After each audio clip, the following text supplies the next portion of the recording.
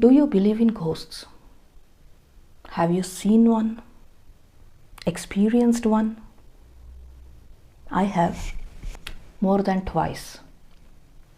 But that's for another time. For now, let's hear about the legend of La Llorona, meaning the weeping woman. A vengeful spirit whose name is still brought up by mothers in that part of the world to quiet and discipline their children. Beware the moonlit river path, the wispy fog along the trail. You may see a woman there. She weeps. My children. You will hear her lonely moan. She hunts you, haunts you, wants you for her very own.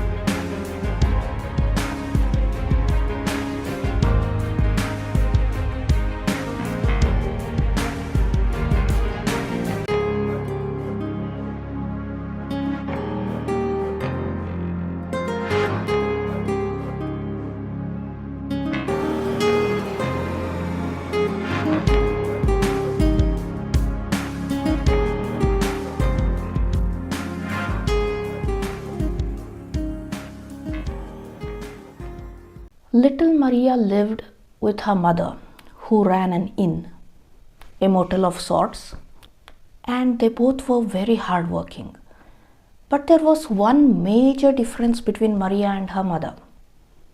While Maria's mother was contented and tried to see the positive side of life, Maria had the habit of cribbing and complaining at every go.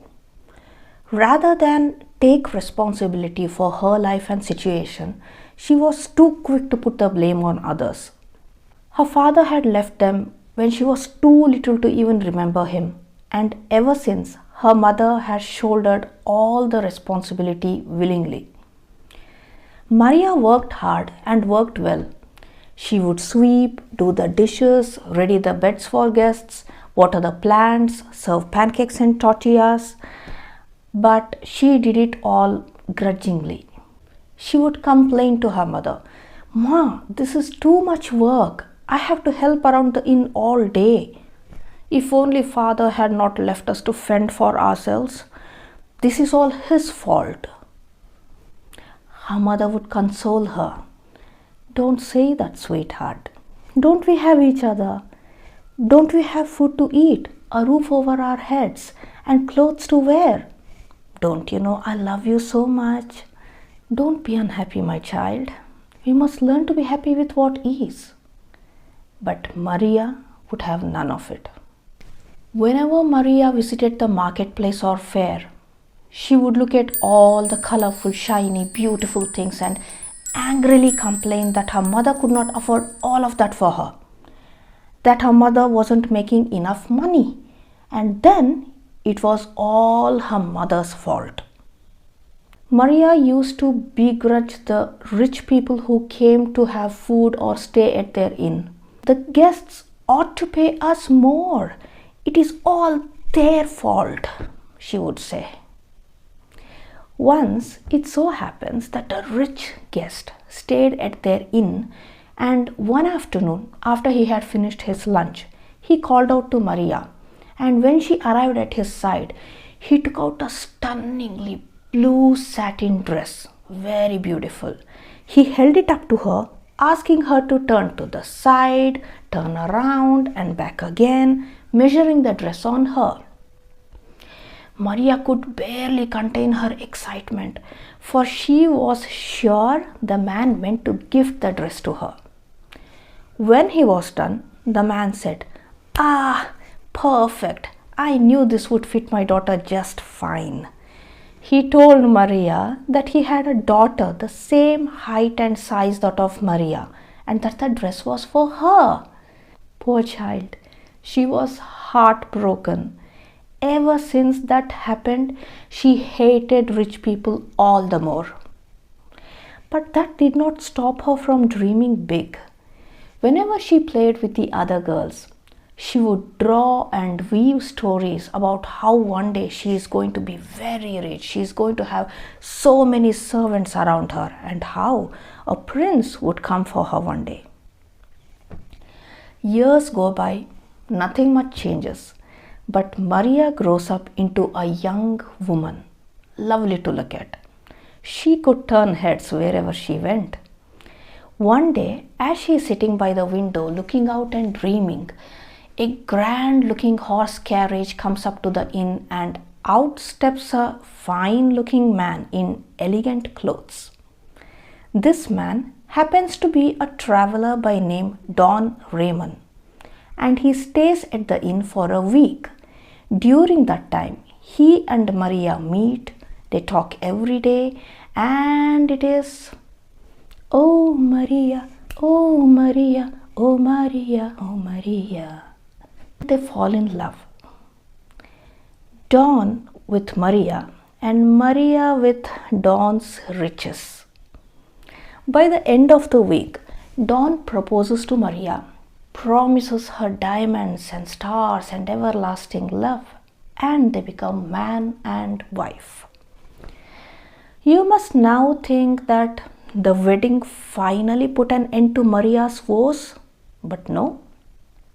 Her tendency to complain and wail at everything had become so ingrained that she continued to do that at the drop of a hat. Now, because Don travelled too often, he suggests that Maria stay put at the inn with her mother, and that he would come and go every few weeks or months. Maria doesn't like this arrangement, but then she hardly has any say in the matter. And who knows, her husband might have been a little too happy to stay away from her cribbing sessions. This arrangement continues for many months, and Maria's mother has departed by now. In a year or so, Maria is blessed with 2 children, a boy and a girl. Now the place was filled with laughter and play of the 2 children. But Maria would find that irritating, because she could not understand how the children could be so happy when she felt so miserable. She would think, I was better off without them. Now I have 2 more mouths to feed and clean after, and I have to put up with their silly games and noise. No stars, no diamonds, no servants, nothing. This is all the fault of my husband. Several weeks pass, and one fateful day, Maria goes to the river to wash the bedspreads from the inn, and her children tag along. Maria does the washing, and the children are playing on the river bank. While they are at the river, the familiar horse carriage arrives. But this time, it isn't just Maria's husband who gets out of the carriage. He is accompanied by a younger looking, richer looking woman. As Maria watches, her husband walks up to her and bluntly announces that he has taken a new wife and that he won't ever be returning to her. Saying that, he turns to go, with a bewildered and enraged Maria screaming after him, "You can't do this to me! You can't leave me and the children!"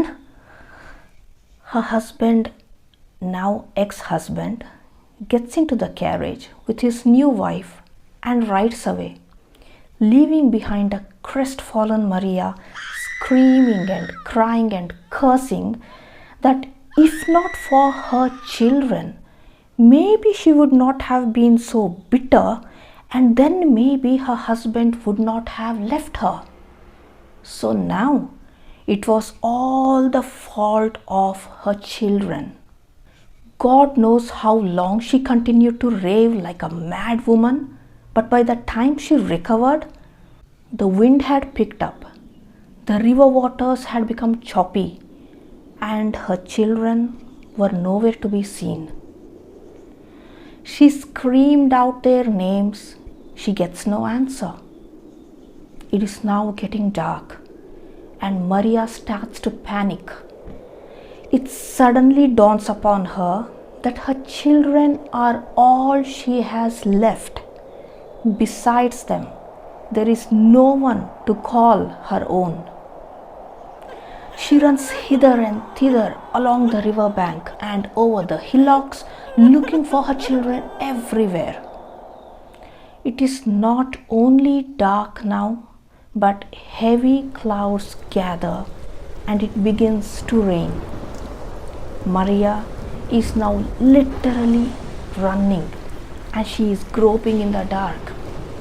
Thorns and pebbles hurt her feet and wild brambles cut at her skin and clothes as she calls out to her children, but her voice is getting fainter and fainter by the minute.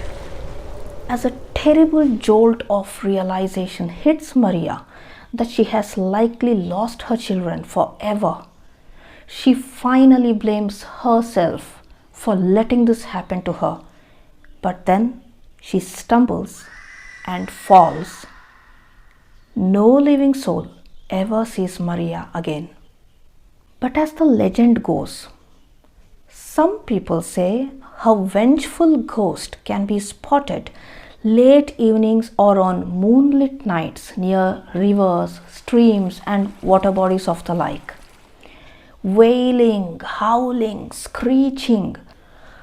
You know the whistling and howling sounds in the wind? They say it's her, looking for her lost children. And if she happens to find a child, she takes him or her away, never to be found again. So, run. Run if you hear La Llorona on the wind. Run for your life.